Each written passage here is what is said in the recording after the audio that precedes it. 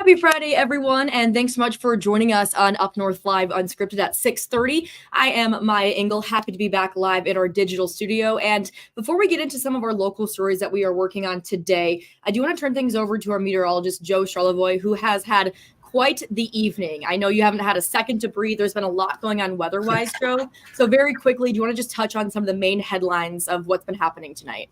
Yeah, we have had some active weather. Earlier, Maya, and you saw during our news earlier, we had a tornado warning earlier. That's expired now for parts of Clare County, Gladwin County, and then Scotia County. Also, some severe thunderstorm warnings. We had some trees blown over in the Cadillac area today with some wind and some very heavy rain there.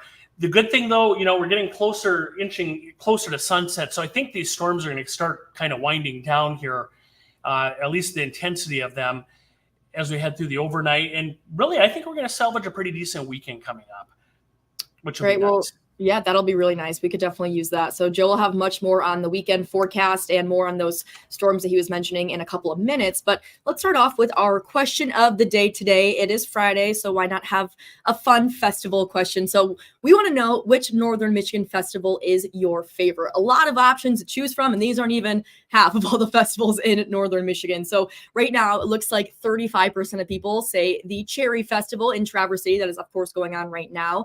11% have said the Venetian Festival in Charlevoix. 8% say Harbor Days in Elk Rapids. 6% Alpenfest in Gaylord. And 40% say other. And I'm just dying to know. I know there are so many amazing festivals out there. So those 40% of people who said other, I got to know. What are they? So if you want to leave a comment in this live stream, I'd be very curious to know what your favorite festival is. You can also scan that QR code on your screen right now to vote. So I'm just looking at some of our Facebook comments with this question. We only have a couple of comments. I'll just read the ones that we have right now. So Carol commented, and she said it used to be the Harrisville Art Fair. And Carol, I also used to go to the Harrisville Art Fair back in the day. I'm from the east side of the state, so I loved going there. That was a really good art show. Debbie says the National Trout Festival, which is in Kalkaska, has beat out Gaylord's Alpenfest the past several years in the Red Hot Best competition.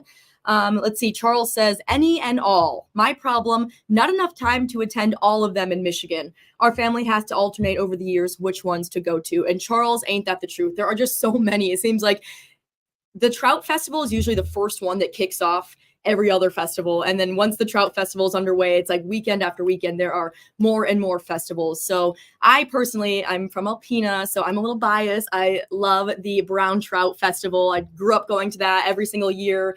Just so many fun activities, but there are also a lot of activities at these festivals that happen at a lot of the different festivals. So I think it really depends on where you're from and just which ones you have been able to go to. So Margaret just commented the National Trout Festival. So again, if you're watching, I am very curious of what your favorite festival is. So please leave a comment and I will definitely read all of those. But I want to start off with one of our top stories of the day for local news. And it has a little bit to do with the Cherry Festival, not specifically the Cherry Festival, but more specifically Traverse City and the 4th of July fireworks show that was happening last night. So if you happen to be one of the thousands of people that went to downtown Traverse City to watch the 4th of July fireworks, you may have noticed something kind of unusual happening on the barge that sets off the fireworks. So I was pretty far away when I was watching, but I thought I noticed some sort of fire. It didn't look too crazy, so I didn't think too much about it. But then, of course, I got on social media and everyone is posting a lot of pictures and a lot of videos about this fire on the barge. And a lot of people sent us these photos and videos. And a lot of people reached out to us just wanting more details of what exactly happened. Was anyone hurt? Was anyone on the barge? Which I will say right away, no one was on the barge. No one was hurt, luckily. But I did talk with the CEO and the owner of the company that puts on the fireworks show. And I also talked with the fire marshal of the Traverse City Police Department to kind of just get more details on exactly what happened, how common this is, and when a fire department needs to step up to assist with a situation like this. So here is my story from today. Typically, during a fireworks show, all eyes are on the sky. But during the finale of the 4th of July show in Traverse City, a lot of eyes were on the barge. One of our pieces of equipment that's made out of wood caught fire. It was a frightening sight, a fire starting on a barge shooting off fireworks. It's fireworks, so fire. Hence fire in the name. Bruce Tyree, the owner and CEO of Great Lakes Fireworks, who put on the display, says this doesn't happen very often, but it does happen. It's an anticipated risk. Every time we do a display that something could, start on fire. Great Lakes Fireworks has a contingency plan for when something like this does happen. And we executed our plan. It worked flawlessly. We were able to mitigate the rest of the display from the area that was burning so that we could continue the display. And that worked great. And the show went on just as planned. The fireworks are set off remotely, so no one was actually on the barge. Because it's on a barge and it's out in the middle of the bay and we don't really have access to it. So even our technicians, our field technicians aren't able to access it. And we're definitely not going to send them out there while the show's going on. So once the show was over, crews with Great Lakes Fireworks were able to safely put out the fire. And there was no damage to the barge or anything. It was just, some of our equipment. Although this fire may have looked big, this one was a little bit bigger than what I've seen in the past. It wasn't big enough to call in local fire crews to help extinguish the fire. Got no fire departments involved. No, we put it out ourselves. But the company does work with area fire departments in case a fire does get out of control. We have constant communication with the show director and our chief in the command post if something was to arise. And since the fire was started on an unmanned barge, the fire marshal says there were no immediate life safety issues. And then we have a 1,000-foot perimeter around it. And that's where you'll see police and fire boats out kind of keeping other boats away from it in case there is a problem on the barge. Luckily, there were no major problems on the barge. The fire was put out and no one was hurt. This is why the barge is in the bay. This is why we take all the safety precautions. I mean, it's fireworks. If you see fire, don't panic because, it does happen. It's part of it. So a few other things worth mentioning from my conversation with Bruce that I did not get to include in my story. So he has been doing this for about 35 years, and he told me about 10% of the time a fire might start from a firework display. So doesn't happen every year, doesn't happen very often. And he also did say, actually, this was something that the fire marshal told me, that a boat from Peninsula Township Fire Department was originally called in to help assist. And then the fireworks company called it off because they got it all under control themselves. So again, it looked like a scary situation. Just anytime you see a fire anywhere, it's very scary, but everything was under control. And the fact that it was in the water with that perimeter, so there was no one around it, of course, made for luckily no injuries or anything like that. But if you did miss the fireworks show in Traverse City last night, there will be another one tomorrow. It'll be the finale fireworks show for the National Cherry Festival at West Grand Traverse Bay. And that will start right around, I believe, 10:30 or right when it gets pretty dark out. And another very exciting event is happening tomorrow with the National Cherry Festival. So I'm going to bring in Kyle. He is the director of parades for the National Cherry Festival. Hey, Kyle, how's it going? Good. How are you? I'm doing good. I'm imagining tonight may be like a Christmas Eve for you folks working on the parades for the National Cherry Festival, because of course tomorrow is the DTE Energy Foundation Cherry Royale Parade. Yep, we had kind of an easy day today after spending a very busy week. Last night, of course, was our 4th of July parade. But yes, tomorrow is the DTE Energy Foundation Cherry Royale Parade starting at 11:15. Very exciting. So it's kind of the calm before the storm right now. Yes, absolutely. So it's just kind of a couple little cleanup things. A lot of our stuff is set up already, but we have an early morning tomorrow. We'll be down in F&M Park staging at about 5:30. So. Wow, very early morning. So we won't keep you too long because you're going to need to get plenty of sleep tonight. But just so people know, what can they expect when they come out tomorrow? How many floats are going to be in this? Well, so you can thank Joe for me and getting the rain out of the way, hopefully. Yes. So we're hoping for that we have a nice weather day tomorrow for sure.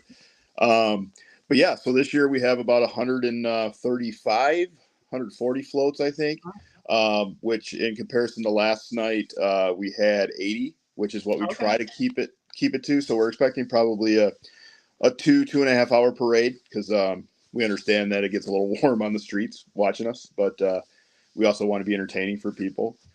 Smokey the Bear is or Smokey Bear, sorry, is our Grand Marshal this year. So we're looking forward to having him there. That's awesome. Tonight we get a new queen. So Queen Carmen gives up her crown tonight in the next few hours. And we'll have our new queen tomorrow, and that'll be her first real event tomorrow other than the coronation tonight. And a lot of the different participants in the parade, I know a lot of community organizations, but then also a lot of local schools, right? Yeah. So actually we've reached out to local band directors and local bands, and we're having both Traverse City Central, Traverse City West, and St. Francis are all participating tomorrow at some capacity. Some of them are able to field full marching bands, but you know how it is in the summer. Kiddos are going every which direction. So, but yeah, at some capacity, the three major schools will be participating for sure. We do have some out of town bands that we're always excited about. Let's see, what else do we have coming in? Yeah, so I mean, it is pretty entertaining. There's a lot of stuff going on. Scottsville Clown Band is going to come back this year, so we brought them back. They're actually going to wrap up the parade for us, so they're one of our last entries, but that's what they would like to do, so that's where they're going to be. And then is there an overall theme to this year's parade? I think last year, if I'm correct, there was a theme of kind of lighthouses where a lot of so each year we ask our junior royalty, which is all of our schools in the community, all our elementary schools, our first grade classes. We ask them to participate by building a float, and their prince and princesses have a full week ahead of them of stuff to do, but their parents have a couple months of building a float for us. Last year was lighthouses. This year is national properties. So picture national parks, national lake shores. So we picked out 29 of those, and they were issued to them. And to be honest with you, there was a couple that I was really leery about putting on the list to be raffled off and drawn, and some of those schools knocked them out of the park. They were some good floats last night, so we're excited to see them again. The Queen and the President pick their choices, and then they award a first, second, and third prize. So 5 of the floats last night won awards, and we'll see all those. They're the first 5 school floats to go down the parade route. Okay, wow. Well, I'm very excited to see them. I have a feeling that the Sleeping Bear Dunes National Lakeshore will probably be a fan favorite. Probably. Yeah, it was a tough one to beat. All right, Kyle, is there anything else that you want people to know about the parade before they head out there tomorrow? Yeah, so we're back to our traditional route. There's no streets closed. You thank Elmer's for getting all the construction done. We're super excited that they did that. Last year we couldn't go over Union Street Bridge. This year we're back down Front Street to Union Street. We're going all the way down to 13th Street. So you do have a couple extra blocks to catch the parade if you want. I can't help you with parking. Sorry, that's out of my hands. Yeah. But yeah, we're excited. We have a couple first. Classic Motorsports, who provides us our side-by-sides and scooters. They provided us electric side-by-side this year for the first time ever. So it's all electric. That was pretty cool. So keep an eye out for it. I think there was an electric vehicle pulling one of the school floats last night. So hopefully we see that one again. So we're excited. We're happy to be here, and we're looking forward to it. Yeah. Well, Kyle, thank you so much for joining us on Unscripted. And I will probably see you tomorrow because I will indeed be at the parade. So yes. We'll run into you then. But good luck with everything. I'm looking forward to seeing it.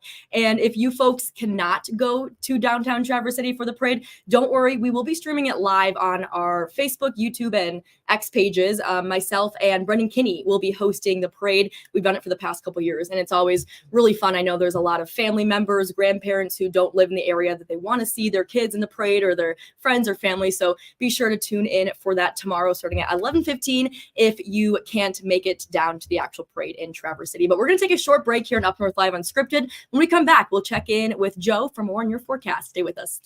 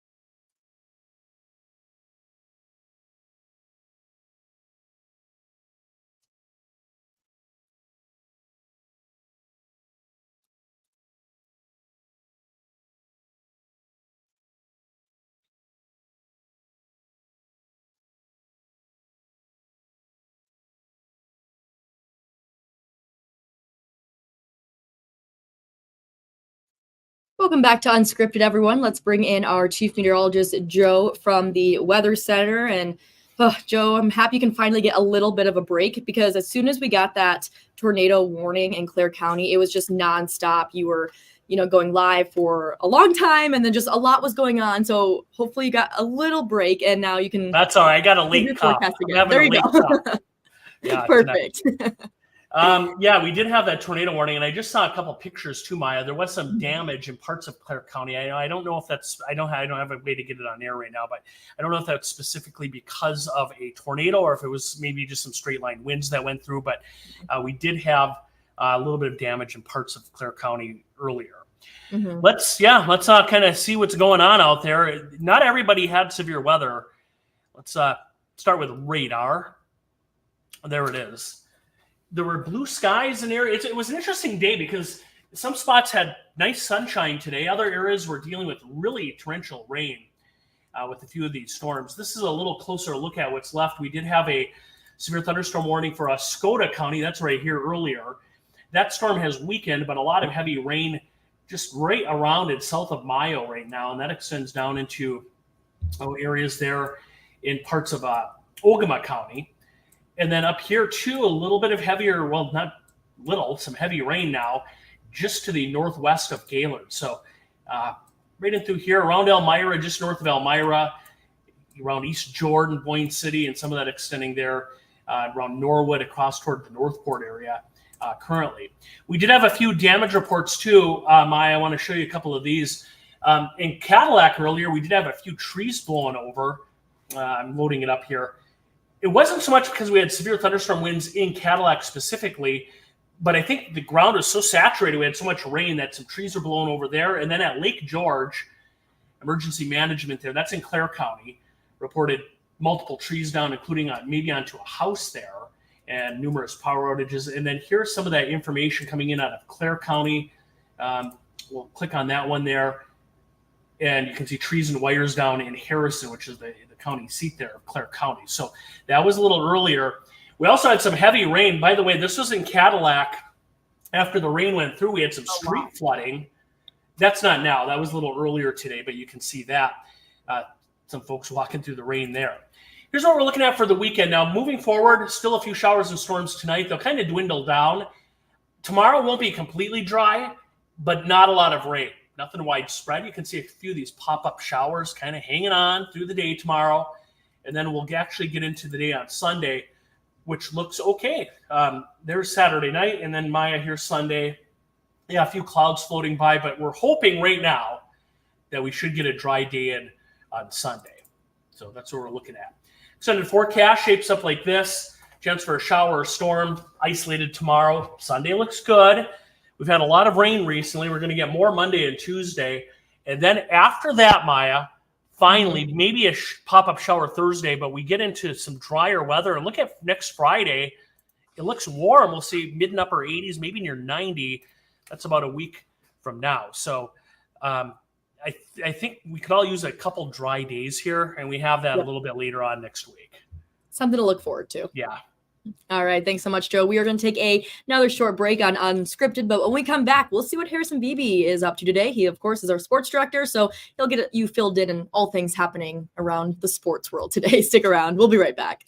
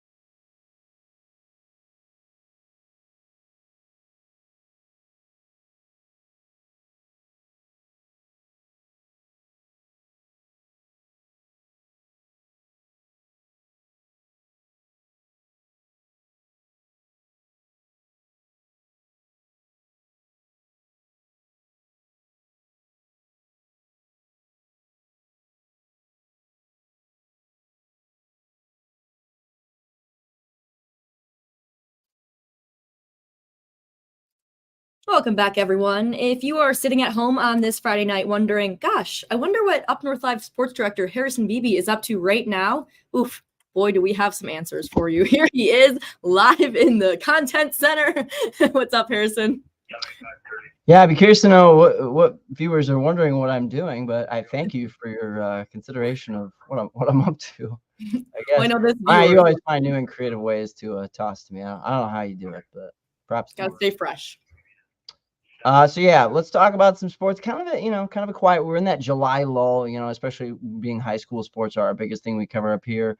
I kind of tell everybody July is like that kind of off month. There's really not much going on. We've wrapped up the spring sports. Football practices are going to start in about a month here.